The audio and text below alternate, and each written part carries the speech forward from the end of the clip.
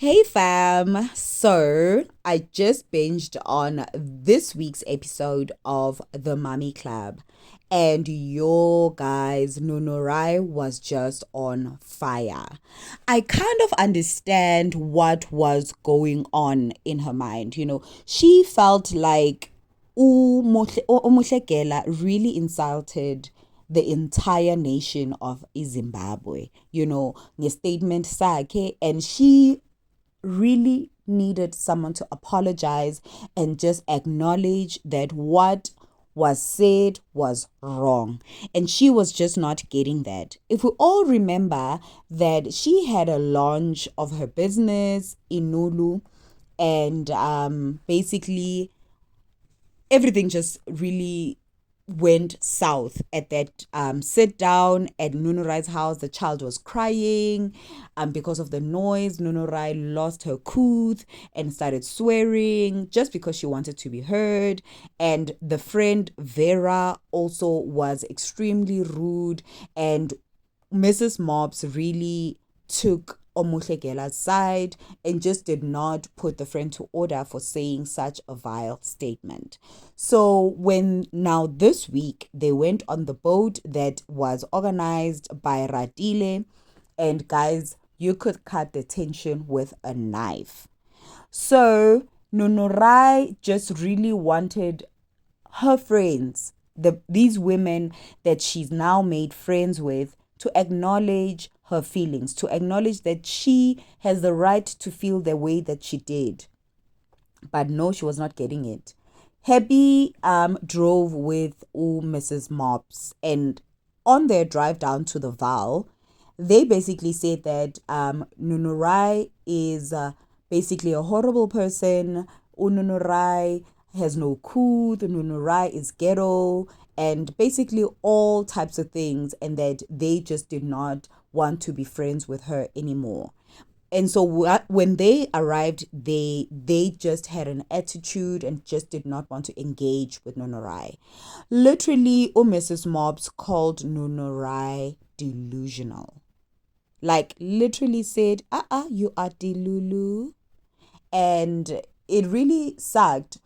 What I loved though is that Nunurai did not stutter. Nunurai stood firm and did not take back her words, even owned up to the fact that yes, I did swear, but it's my house and I was emotional. You cannot control the fact that I was angry, and you guys actually inflicted that on me, and my reaction was valid. I'm not taking back even the fact that I swore.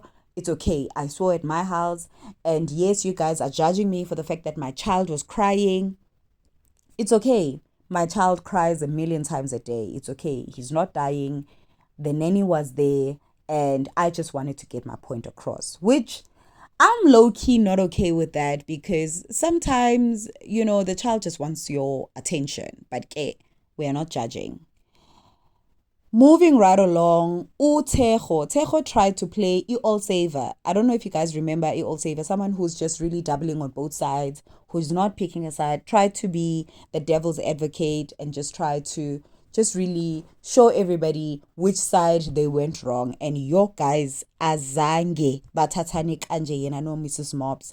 Mrs. Mops really just did not mince her words and said, "Uya papa, uya spita." Like literally like that. Seko tried to say, "Yay, don't say that," and this girl, she was just like, "Oh yeah, papa." Period. Guys, it was not nice. It was just not nice. It like, and then Happy on the other hand, Happy just was quiet, refused to engage with anyone. Even when Ratile was just like, okay, I just want to know, you came to my house, we tried to fix things and whatnot. Like, where are we? Happy was just like, no comment, zero comment. And the sad thing is that the one person that actually made that whole situation go that side or that way was Omuhle Gela. And at this point, Omuhle Gela is not even present, and Mrs. Mops is really fighting ama battles ga Omuhle Gela, and really she should be a friend who's able and willing to actually tell the friend mage wrong. But anyway, that boat ride was a mess. Eventually, Nunurai and Omuhle Gela decided to meet up after the boat ride, and eventually they said they are sorry towards each other. They literally apologized, sat down like grown women, and acknowledged how they hurt each other. And even though they've both acknowledged the fact that they will not ever, ever, ever be friends, but at least they can be cordial and respectful and be in the same space without them having bad vibes. I really stand by Nunurai on this.